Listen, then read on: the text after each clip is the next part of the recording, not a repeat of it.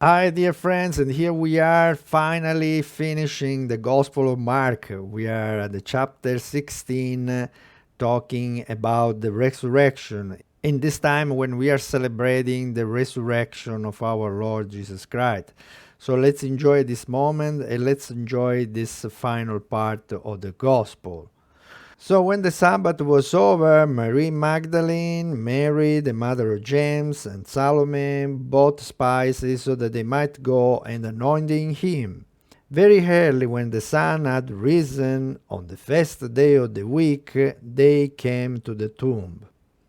They were saying to one another, "Who will roll back the stone for us from the entrance to the tomb?" When they looked up, they saw that the stone had been rolled back. It was very large. On entering the tomb, they saw a young man sitting on the right side, clothed in a white robe, and they were utterly amazed. He said to them, "Do not be amazed. You seek Jesus of Nazareth, the crucified. He has been raised, is not here.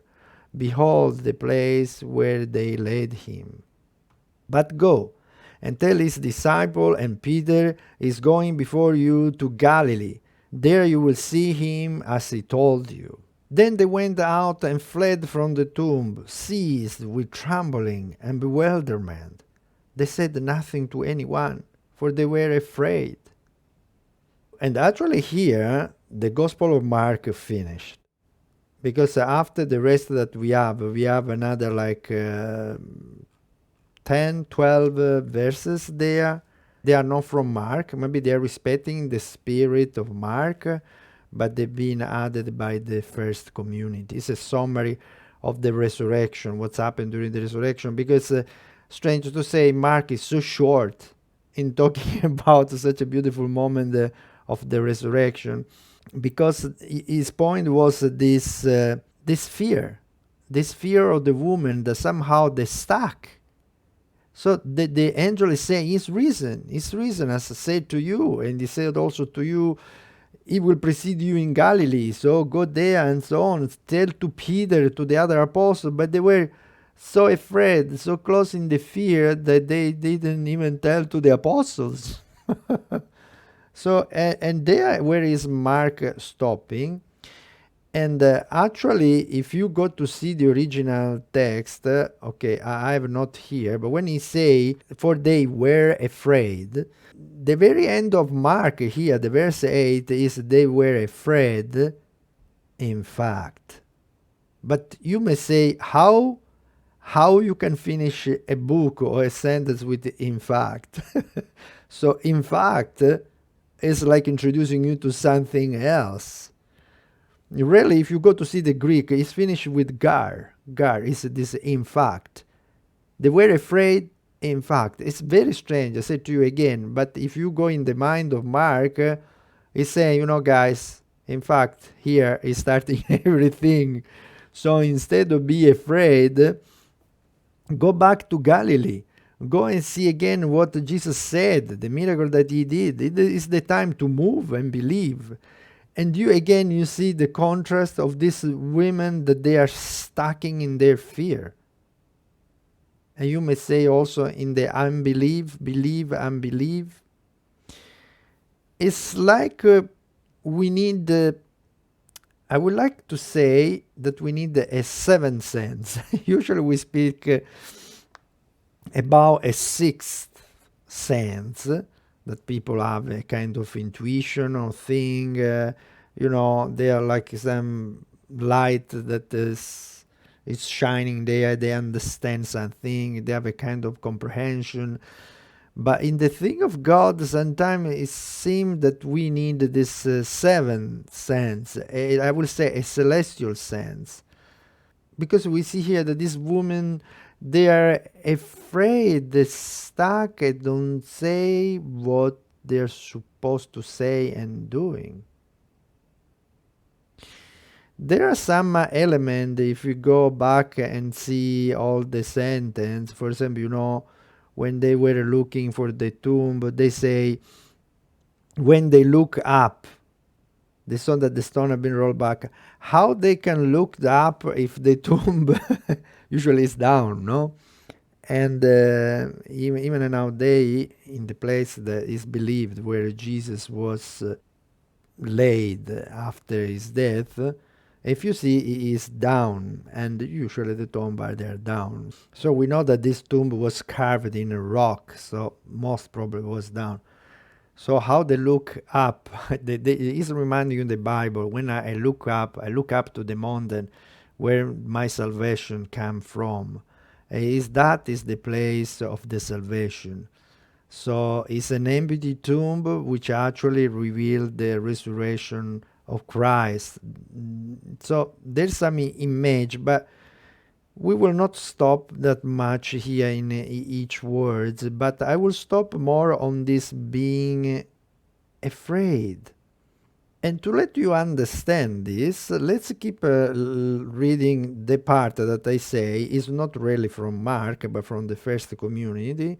So for this is also canonical, accepted in the Bible, because it's part, let's say, of the Mark community and those people in that time. So they completely, instead of, in fact, just stopping there, with something more for the people where this gospel was spread around.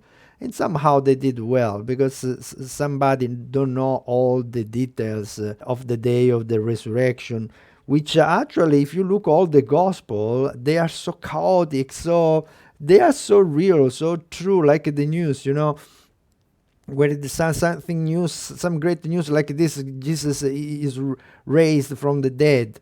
So Jesus is alive, and how is alive? Who saw him? Why the tomb is empty? So somebody going there, somebody running. So you see, every every evangelist is written something more, something less, and so it's interesting. Even this is putting up the historicity of that moment. It really was an historical moment. But so let's read what the community of Mark was saying to complete this moment of the resurrection of our Lord. So when he had risen early on the first day of the week, he appeared first to Mary Magdalene, out of whom he had driven 7 demons. She went and told his companions, who were mourning and weeping. When they heard that he was alive and had been seen by her, they did not believe. And we will see this even in other gospels. They don't believe in her. Maybe they say, "Oh, she's so emotional, suffers so much that is seeing Jesus around." So they didn't believe in her. But before going to the appearance to the 2 disciples, is the story of the disciple of Emmaus, let's go instead to see this story of the appearance to Magdalene, because we have so many details about that in the Gospel of John. The Gospel of John at the chapter 20. If you go on the verse 11, there's this beautiful story of Mary Magdalene that will help us to understand this fear of the Lord when we're stuck in something, and when we are missing somehow this 7th sense, this celestial sense, that this is the moving with the Spirit. So let's go there for a little bit. So in John chapter 20, verse 11, and we see, but Mary stayed outside the tomb weeping. And as she wept, she bent over into the tomb. So you see here that she is bending instead of looking up at the salvation. She's bending over in the tomb, so down. And we see her weeping. And we say, so let's say a moment. So Marco was saying, these women, they went there. They didn't find Jesus. The angel say, okay, go to say to Peter and to the others that is risen. But they were afraid. They were stuck. And some left, and it seemed that Mary Magdalene, so if you see in John, it seemed that she stopped there outside the tomb in keeping on crying. And do you think how indeed may happen? So everybody's leaving, but she's still so confused about the story. So where is my Lord? Who took away? Why they took away? Why they rolled the stone? Why it's not there? Okay, even this that is an angel that is saying his reason to tell to the other, and the other don't even believe her. We heard already in a Mark, and they will believe me. She will say in her mind all this thing, but all this sorrow, all this confusion. So and she stayed there. She blocked there and keep on weeping.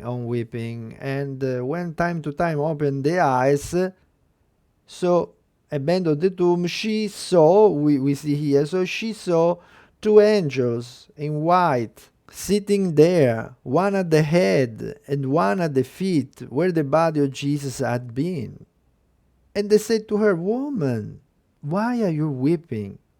She said to them, "They have taken my Lord, and I don't know where they laid him." So she just stuck in this. They have taken my Lord, I don't know where they laid him. So at first the angel said, "Go to say that is risen." Now he's seeing other two angels, and they're asking, "Woman, why are you weeping? You're still weeping, but you stuck? You stuck in this situation?" Yes, she's stuck. She's stuck, don't know what to do. Yes, it's reason. How can be possible reason? Why I don't see, why this person, this the angel, what and so really, like people say, "Oh, what I'm supposed to do in my life?" Oh, when you much stress that is around you, sometimes stuck you, what I'm supposed to do? Oh, I'm finished. Oh, it's not like this. What is next step? And you stuck forever there. And there's many signs that say to you, move. So again, the angel said, "Why you're weeping?" And she still say, "I don't know where they took my Lord, where they laid him." And again, stuck with this. At this point, so Jesus is marvelous because he's in his mercy and his love is appearing to her. So let's keep on reading. It's the mercy and the love of God. When she had said this, she turned around and saw Jesus there, but did not know it was Jesus. So because she was still stuck in this, when we are blocked in something, we're stuck in something. And Jesus again said to her, "Woman, why are you weeping? Whom are you looking for?" She thought it was the gardener and said to him again, "Sir, if you carried him away, tell me where did you lay him, and I will take him." So actually this is a passage that always burst my heart and let me weep too, because it's like weeping on our situation when we stuck, in our suffering, in our why they're happening thing like that. We don't know the solution. Why my hour are reduced? Why I want to work more for the Lord, and I've been not supported, and so on. And you sometimes, even for myself, sometimes you're stuck in something, and you don't move anymore. And instead, we need this seventh sense, this celestial sense. And here, fortunately, Jesus appeared to her and say, finally, "Mary." And she turned and said to him in Hebrew, "Rabboni," which means teacher.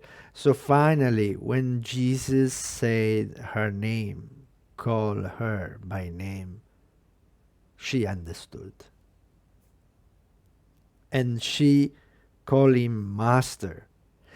And if we keep on reading, we see also her reaction, because Jesus said to her, "Stop holding on to me, for I have not yet ascended to the Father." So you may say, what's going on? What means stop holding on to me? So most probably she just grabbed him. Maybe she knelt in his presence. She grabbed his feet and finally, she asked the Lord, and Jesus very calmly said, "Stop on doing that. Stop on doing that, because I'm supposed to go to ascend to the Father. But go again and say, for the third time, I will say in this history of the appearance of the angel and so on, but go to my brothers and tell them, I'm going to my Father and your Father, to my God and your God. And finally, Mary of Magdala went and announced to the disciple, I have seen the Lord, and what he told her. Wow, finally, what a long journey. What a long journey. When we stuck in this fear, if I'm doing something wrong, if it's not the right direction, but just move. Move, and the Lord will move with you. If you do even a wrong step, you can come back. You can step back. The Lord is by your side. Why are you afraid? Okay, so going back to Mark again, so we see that they heard that he was alive and had been seen by her, but they did not believe. As I was saying, this woman is so emotional, so confused. Even them, they were confused. Yeah, of course, Jesus saying that it is reason, but it's reason indeed. So the tomb is empty. Why is empty? What is going on? So everybody was confused. If you keep on reading, so there's the appearance to the two disciples. After this, he appeared in another form to two of them walking along on their way to the country. And they returned and told to the others, but they did not believe them either. So, you see, even these people that are adding this in the Gospel of Mark, they're keeping on with the spirit of Mark, that we are stuck in our fear and in our unbelief.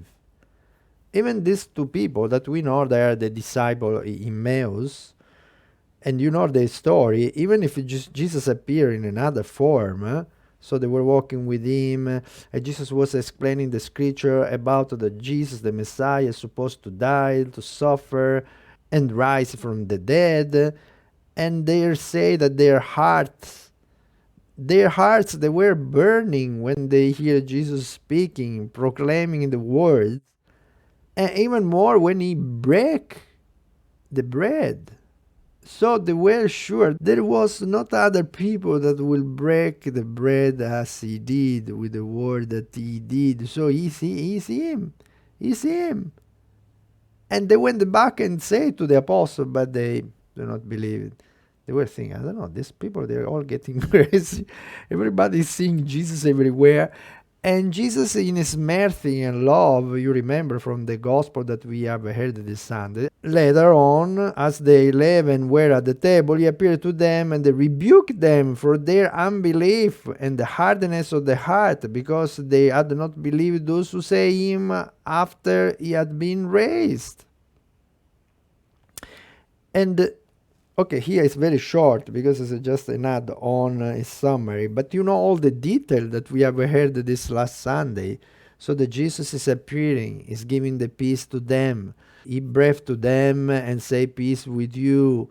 And it was also the institution of the sacrament of confession, say to those who you forgive sin will be forgiven, to those who will not be forgiven will not be forgiven. So give this kind of power to them. Was eating with them together so that they can see. I mean, it's risen, but it's a glorious flesh, let's say, because he's eating even with them, but he's passing through the door. So what is going on? And again, Thomas was not with them. So he said, even that man said, I don't believe until I don't put my finger in his wounds. And Jesus appeared again after another week. I say, okay, put your finger. And he say, okay, you believe it because you saw me. Blessed those who even without seeing are believing, like us. So there is sometimes I think a lot about this believing. This is Jesus pointing on believe. Because remember, was a time where we sing the glory of God like through Moses face to face. God was acting miracles among his people, when they were in the desert. At that moment, when the people say, no, we don't want to see this sign anymore, we don't want to hear the voice of the Lord anymore, because otherwise it's too clear. We need the pressure to follow him. So God leave us, let's say, in peace. So it's not pressuring us, but somehow so become that it's asking to us this belief, to believe. So you may say, bah, I can believe and not believe. But if you are honest, so if you don't want pressure, you have no pressure of God speaking directly to you. But the signs, what is happening around us is so clear that you are called to believe. Or you are betraying yourself. Because, for example, I always use the example of the miracles that we have around. I also say, Mother Church, when put in the altar some new saint, they need at least 2-3 miracles that show that really is interceding to the Father for a miracle on earth. And indeed, all the miracles that usually are reported, they are something amazing. Like somebody really already was dying and the doctor said no hope and so on, has been healed. Or somebody that have no way to have a child, for example, being given to her. And so if you read all those, say, wow, how can be possible? So the science cannot explain. So you just may say it's a miracle. So you see that still God is in action. God is on the move. So he's asking for our belief. So that belief is the junction, let's say, that unite again us to him. Without this pressure that is speaking directly to us, but because he so loves us that he wants that we communicate with him. So this belief is like the hand touching him. It's this like seventh sense that I was saying. We believe so much that we keep on moving. We don't stuck in the thing of the world. We overpass the fear because we know that everything is in his hands. So we keep on moving. So we overpass also depression and the anxiety, everything. Because we know that he passed also through all this suffering, difficulty, but he's alive. We saw from the sign of the empty tomb. We saw from the sign that all the disciples are saying that they saw him. We saw from the miracles. So he's alive. And we have this junction point that is the belief. So I was saying Jesus, we see them, is rebuking them. So rebuking them for their unbelief. For their unbelief. And he said to them, go into the whole world and proclaim the gospel to every creature.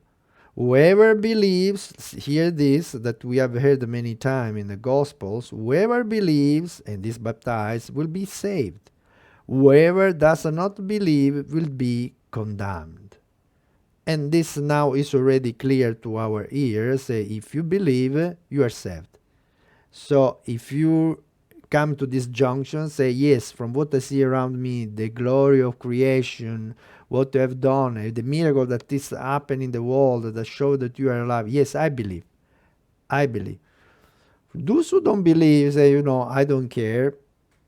I don't see him touching me or speaking personal to me. I want to live my life. I don't worry about these things. Believe, not believe, worrying about going to church or not. So these people are condemning themselves in the sense that they are not choosing God. So they are putting them far away from God. So somehow it's not God that is condemning themselves, but they are choosing to be far away from him. So it's their choice, let's say. Remember this. So when we talk in the past about also, the purgatory or hell, so it's God is calling everybody to salvation. But if you really don't want him at the very end, really you don't want to live with him, is your choice.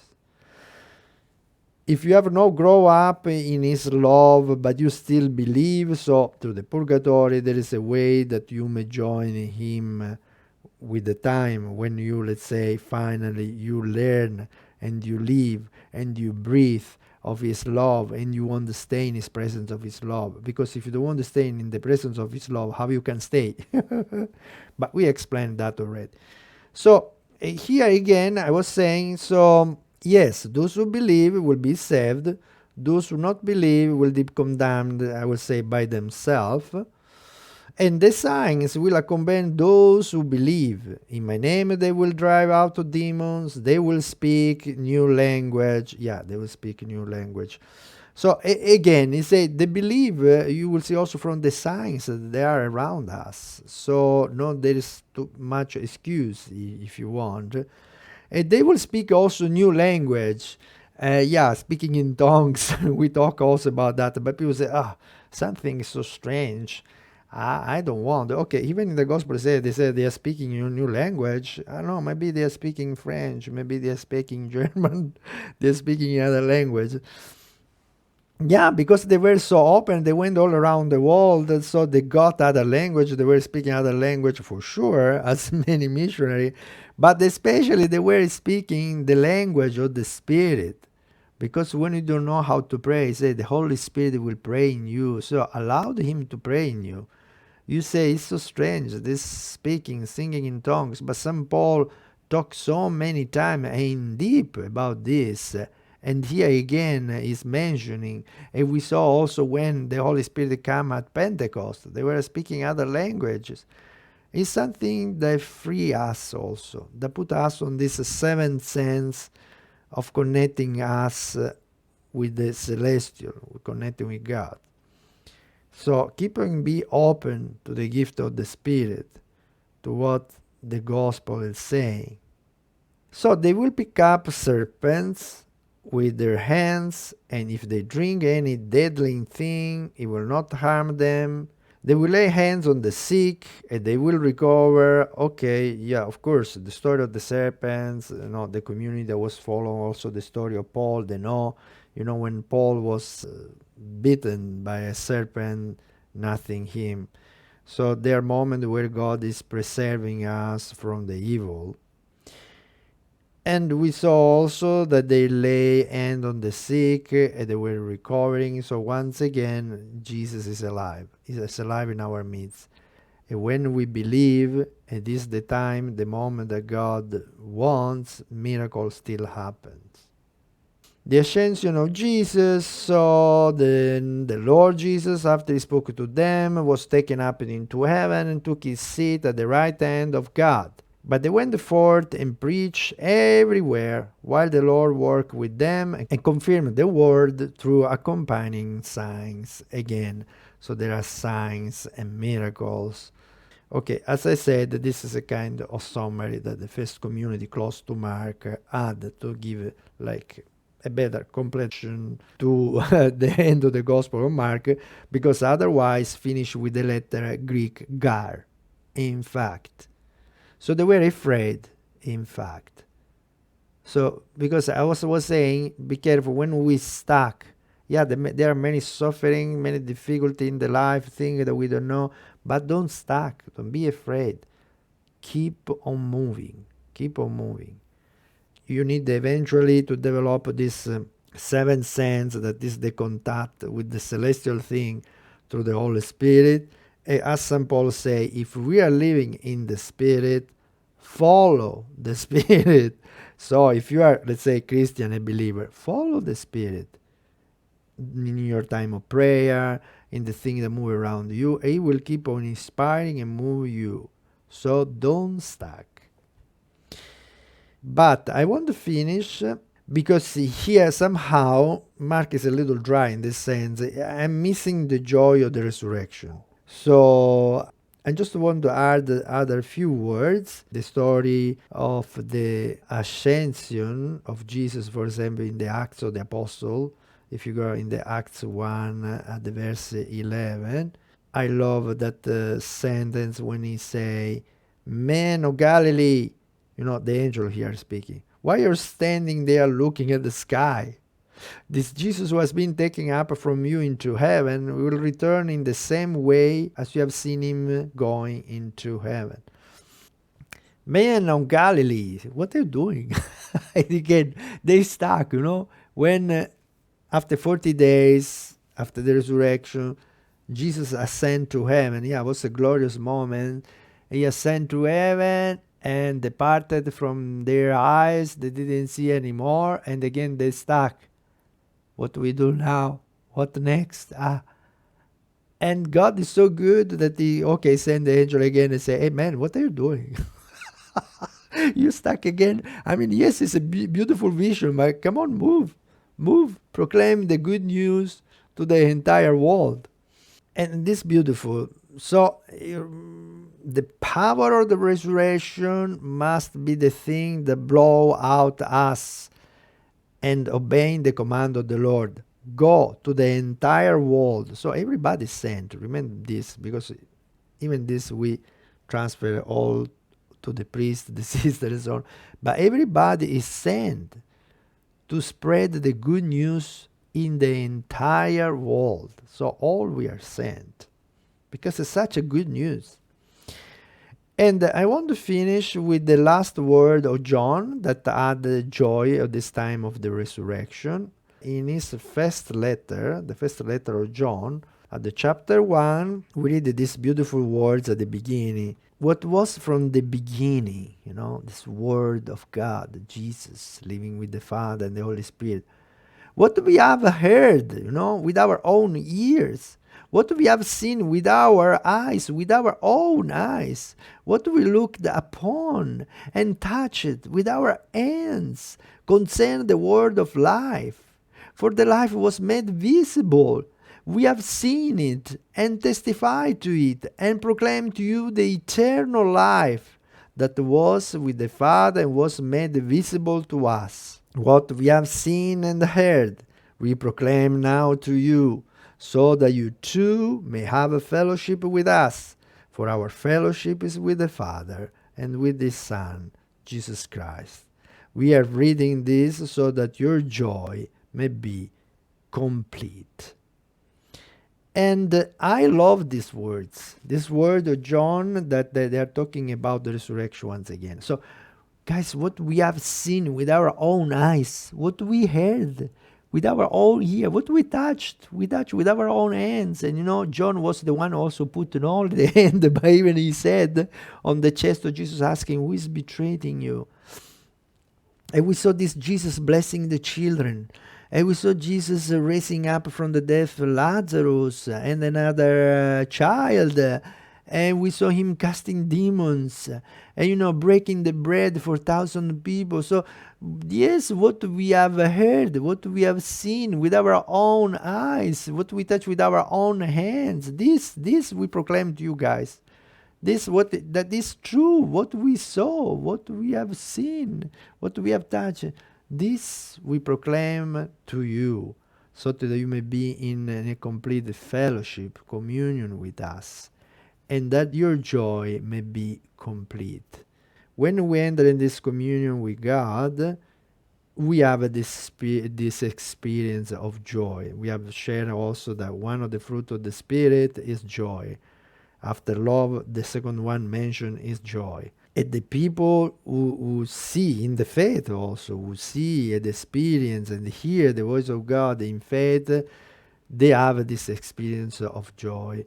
And this is what John is recommending to the people to whom he's proclaiming the good news. That you may be in communion with us, with what happened is true. It's true, we saw, and we testify to you, so that your joy may be complete.